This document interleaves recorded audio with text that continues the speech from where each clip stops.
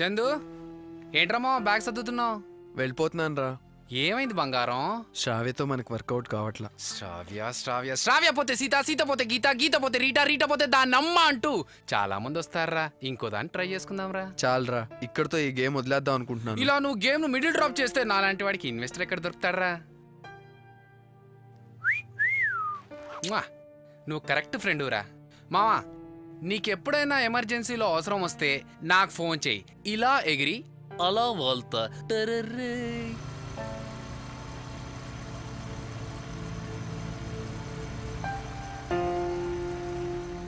మీరు బ్రతుకుతానంటే నేను వస్తానండి. చెప్తే గాని ఎదుటివారి గుండెల్లో ఏముందో ఆ మాత్రం తెలుసుకోలేరా అండి మీరు?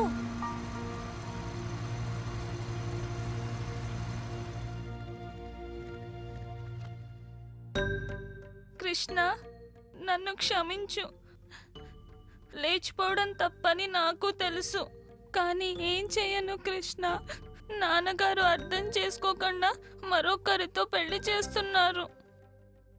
పాపం చందు అమాయకుడు, నేను లేకుండా బ్రతకలేడు.